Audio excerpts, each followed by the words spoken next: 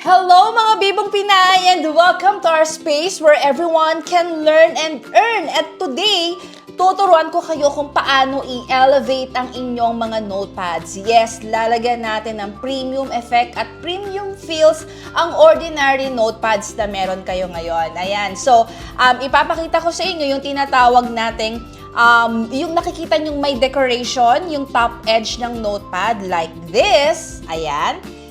Ayan ang gagawin natin today. So maybe you're thinking, naku, baka kailangan ng mga heavy-duty equipments dyan and all. Well, ipapakita ko sa inyo na ang kailangan nyo lang dito ay simpleng papel at tubig.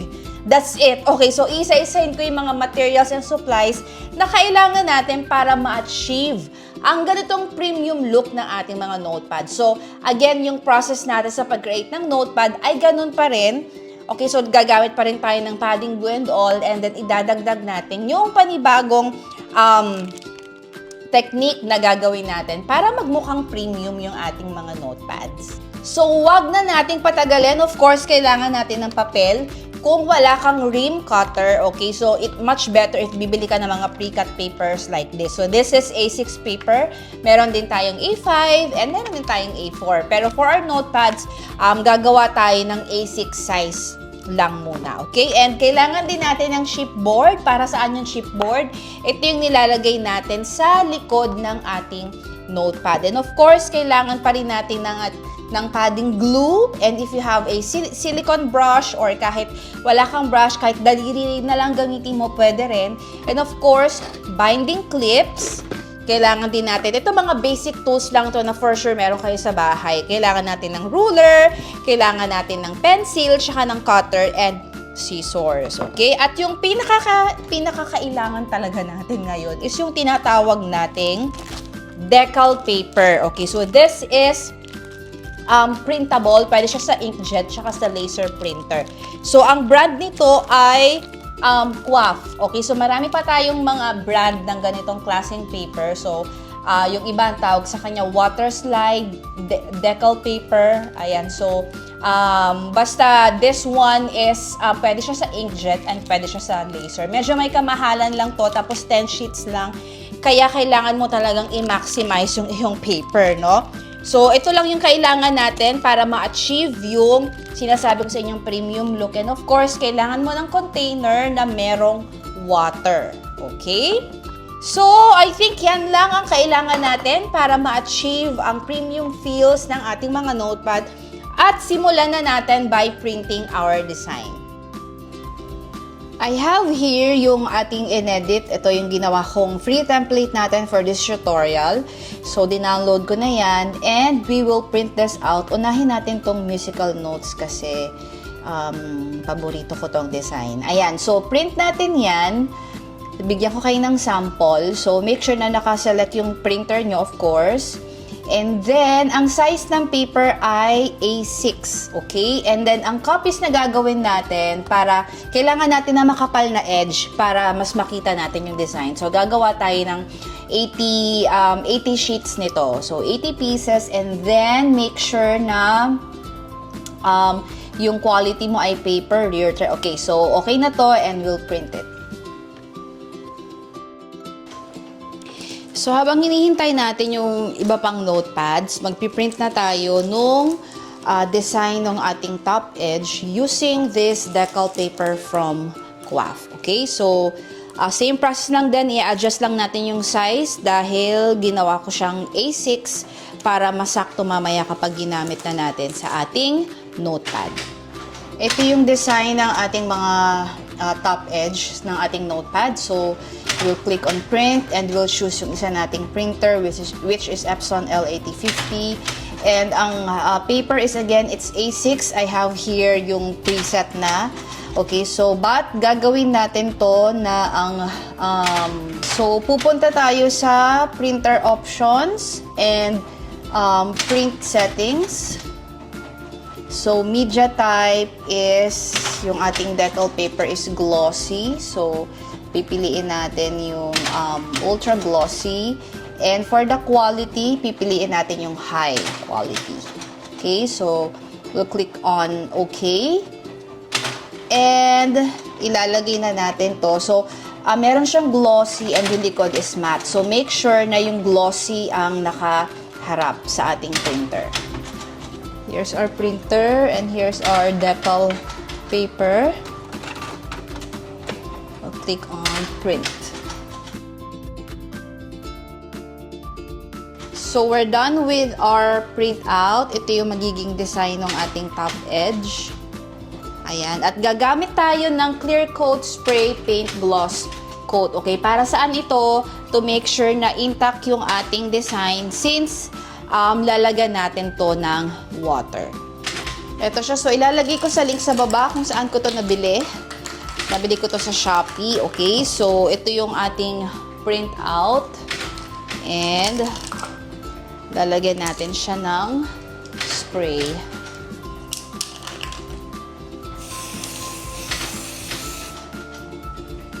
Ayan. So papatuyuin lang natin siya.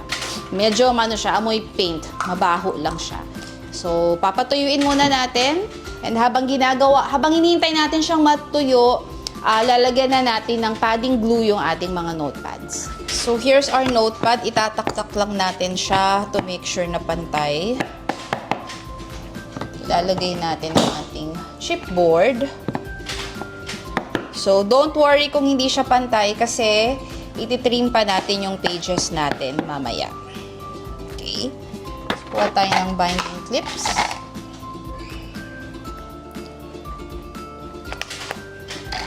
Clip mo lang siya dito sa magkabilang side.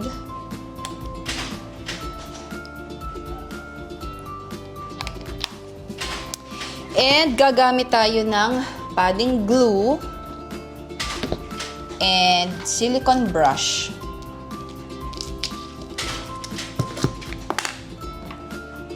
So, ilalagay ko din sa description box kung saan ako nakabili ng silicone brush. Mas gusto ko to kasi mas madali siyang linisin kaysa yung brush talaga na nagdidikit-dikit siya after gamitin. So, ito, babanlawan ko lang ng tubig. Then, okay na siya. So, lalagyan natin to ng glue.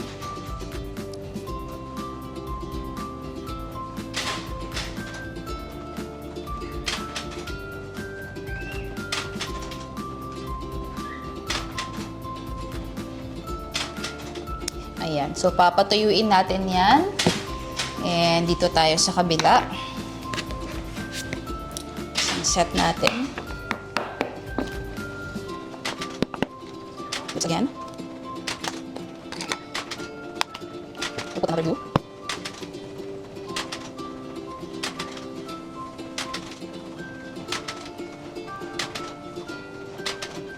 Papatuyuin natin ito.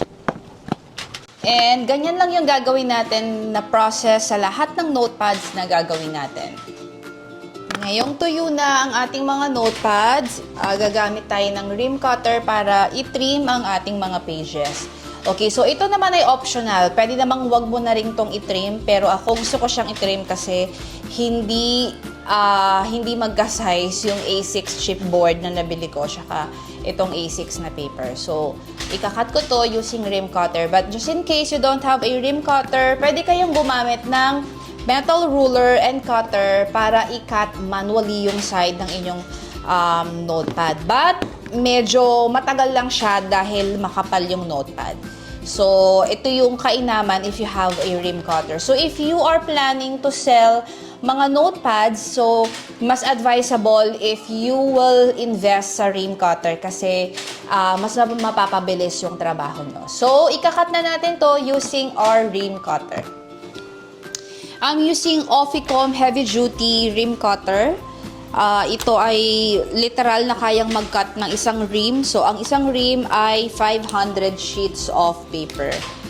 So, yan ang gagamitin natin ngayon sa pag-cut ng ating notepad. So, ikot mo lang tong lever para umangat to. And make sure na pantay ang mga gilid. Pwede ko na siyang isara.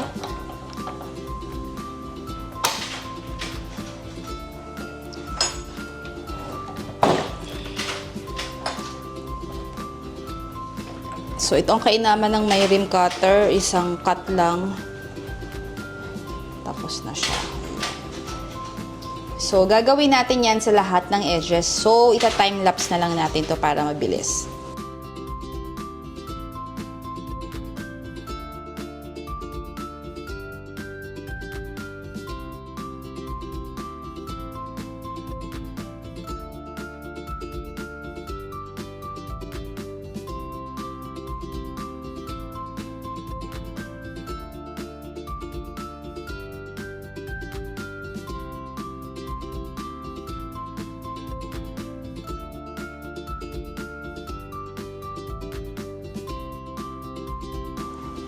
So, gagamit tayo ng paper trimmer. Pwede namang gunting lang or pwede rin na paper trimmer. Pero ito ang gagamitin natin ay paper cutter. So, sinukat ko to. Diba? So, hindi siya sakto kaya ititrim natin yung ating print out. Okay? So, nilagyan ko siya ng marka here to make sure na pantay ang ating cut. So,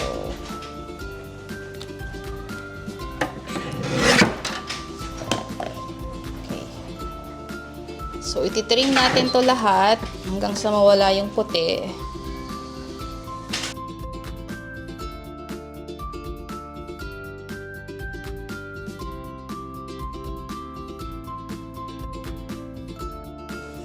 So, ready na ang ating mga notepads. Tapos na natin silang itrim at tuyo na rin siya. So, ngayon, i-apply na natin yung ating decoration. So, unahin natin to. Babasain lang muna natin ng konti itong ating top edge. So, make sure na ang lalagyan mo ay yung kung ano nilagyan mo ng glue. So, wag mo lalagyan itong gilid natin, baba at kabilang side. Okay.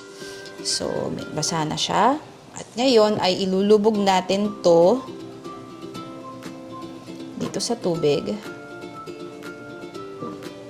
Ayan. Lubog na siya. Huwag kang matakot kung siya ay mulukot. Okay lang yon, it's normal.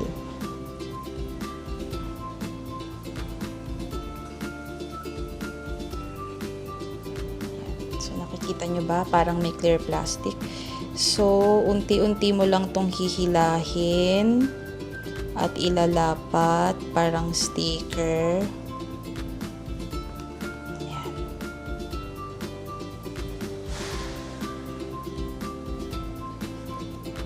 Ayan. Pwede mo siyang lagyan ng konting tubig para mas mag-slide pa siya at dumikit. Wag lang sobra. So, ayan siya.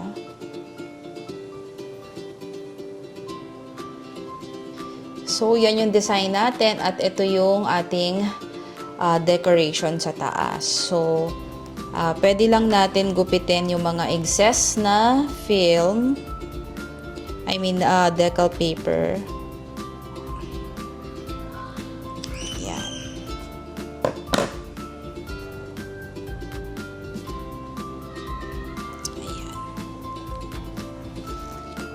So, ganito ang gagawin natin sa the rest ng ating notepad. So, ita-time-lapse na natin yan. Ayan. So, ito gugupitin natin to para walang sobra.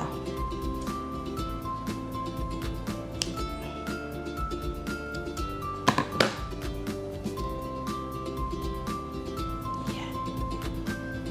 Nice. So, diba? Ang ganda. Try natin punitin. So, gagawin natin to sa ating iba pang notepads.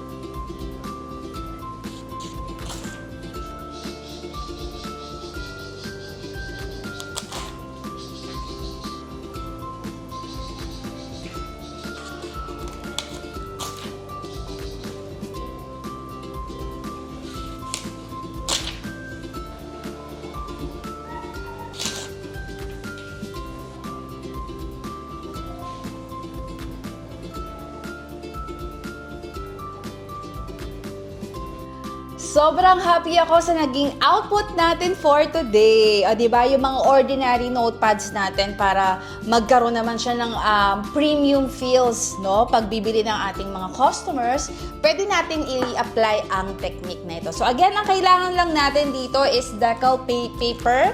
So, this is A4. Medyo may kamahalan to ng konti. 10 sheets lang siya.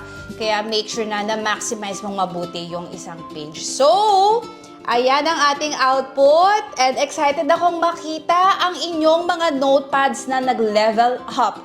If you've realized na pwede mo palang pagkakitaan to habang nasa bahay ka, I'm inviting you inside our DIY Premium community and I'm telling you, hindi lang mga crafting tutorials ang matututunan mo inside. Tuturuan din kita kung paano mo i-build ang iyong brand, kung paano mo i-run ang iyong business, at kung paano ka mag-scale bilang isang mompreneur. So, hindi lang mga digital assets ang makukuha mo, thousands of digital assets, no? Bibigyan din kita ng roadmap, no? Bibigyan din kita ng mga trainings about sales funnel, about how to create your lead magnet para you can funnel your customers. So, isipin mo na lahat ng kailangan mo sa iyong mompreneur journey ay mai-experience mo inside our DIY Premium community. Even marketing, meron yan inside. So, if na-realize mo na pwede mo pala itong pagkakitaan, no? So, iniimbitahan kita inside our premium community. So, excited ako makita ang output nyo. Ilalagay ko lahat ng links kung saan nabibili ang mga materials na ito, ang tools and supplies, and even yung ating mga free templates. Yan. Ito ay libre para sa'yo. Pwede mong pag-practicean at pwede mo rin pagkakitaan. Excited ako makita ka sa ating premium community and I'll see you next time. Bye mga Bibong Pinay!